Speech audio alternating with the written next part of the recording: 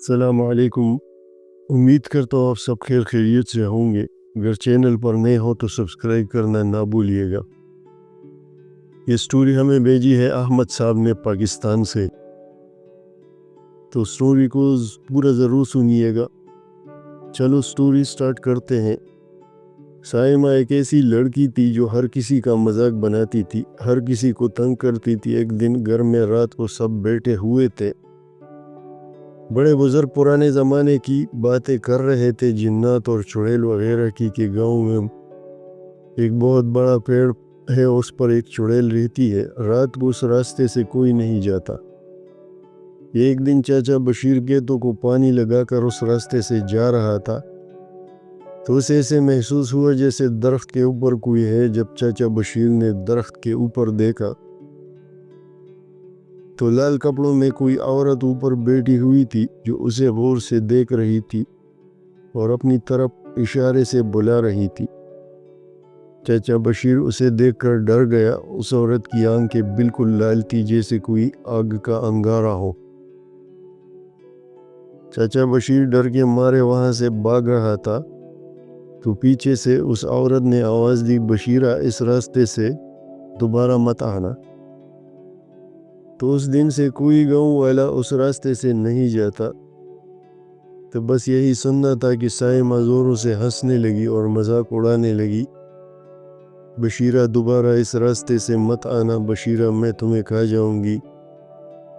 اس پر دادی نے اسے سمجھایا، بیٹا ہر بات کا مذاق میں نہیں لیتے، پر وہ کہا کسی کی سننے والی تھی۔ ہنستے ہنستے اپنے کمرے میں چلی گئی۔ اگلے دن سائمہ اسی راستے سے جا رہی تھی، تو اس درخت کو دیکھ کر رک گئی اور کہنے لگی، چڑیل جی، آپ کو چاچا بشیرہ دعا سلام دے رہا تھا۔ یہ کہہ کر ہنستے ہوئے آگے اپنی سہیلی شینو کے گھر چلی گئی۔ دونوں سہیلیوں نے خوب گپے شپے ماری، باتوں باتوں میں بہت دیر ہو گئی۔ مغرب کی اذان ہونے لگی تو سائمہ نے کہا، اب میں چلتی ہوں، بہت دیر ہو رہی ہے، اندھیرا ہوتا جا رہا ہے۔ تو شینو نے اسے اجازت دی، گیٹ تک چھوڑنے آئی اور اسے یاد کرایا کہ اس پیڑوں والے راستے سے مت جانا، کیونکہ اس راستے کی کہانی گاؤں میں ہر بندے کو پتہ ہے۔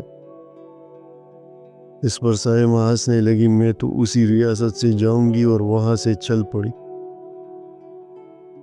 اور جب پیڑ والے راستے پر پہنچی تو ایسا محسوس ہوا میرے پیچھے کوئی آ رہا ہے۔ تو پیچھے مڑ کر دیکھا تو وہاں کوئی بھی نہیں تھا۔ رات کا اندھیرا ہو گیا تھا، گاؤں میں دور دور تک کے کتوں کی بھونکنے کی آوازیں آ رہی تھی۔ اب اسے ایسے لگ رہا تھا جیسے کوئی پائل پہن کر اس کے پیچھے چل رہا ہو۔ اب اسے ڈر لگنے لگ رہا تھا، اور گاؤں میں جو کہانیاں گھوم رہی تھی وہ سب اسے یاد آنے لگی۔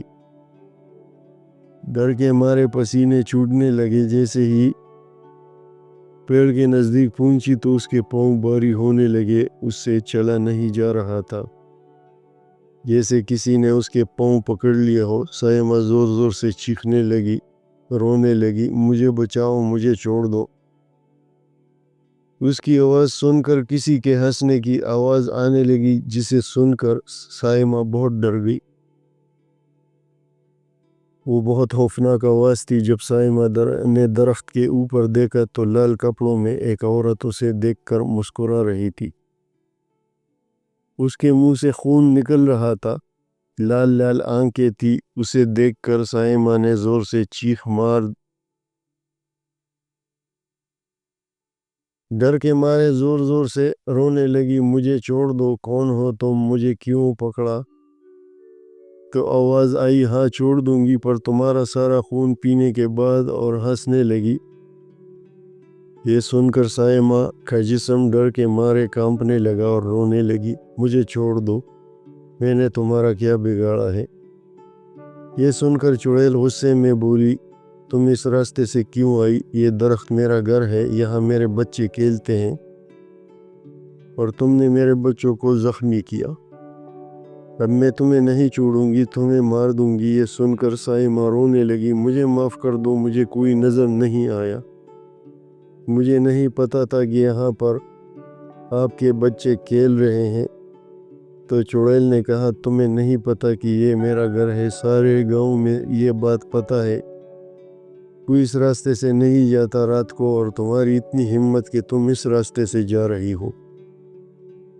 سب کچھ جانتے ہوئے بھی تو یہ سنتے ہی سائمہ کو پچھلی باتیں یاد آنے لگی کہ بڑے بزرگوں نے اس راستے سے منع کیا تھا، پر اس نے ان کا مذاق بنایا، ان کی یہ بات نہ مانی، اور وہ سب باتیں جیسے لوگوں کو تنگ کرنا، لوگوں کا مذاق بنانا، سب اسے یاد آنے لگا کہ مجھے ان سب کی سزا مل رہی ہے۔ چڑیل اس کی طرف آہستہ آہستہ بڑھنے لگی، اس کے منہ سے بڑے بڑے دانت باہر آنے لگے۔ دیکھ کر سائمہ ڈر کے مارے رونے لگی اور اللہ سے دعا کرنے لگی، یا اللہ میری مدد کر، تو ہی ہے میری مدد کرنے والا اور کوئی نہیں۔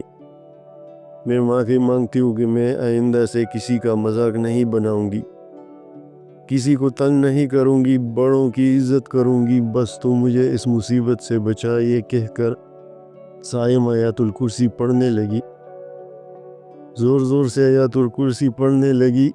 آیت الکرسی کی آواز سن کر چڑیل کو بہت تکلیف ہونے لگی، وہ کہنے لگی مت پڑھو، مجھے درد ہو رہا ہے، تکلیف ہو رہی ہے۔ سائمہ اور زور سے آیت الکرسی پڑھنے لگی۔ آیت الکرسی پڑھتے پڑھتے اسے ایسے محسوس ہوا جیسے اس کا بدن ہلکا ہو گیا ہو، جیسے اس کے پاؤں کسی نے چھوڑ دیے ہوں۔ درد کے مارے چڑیل کی چیخوں کی آواز گونج رہی تھی۔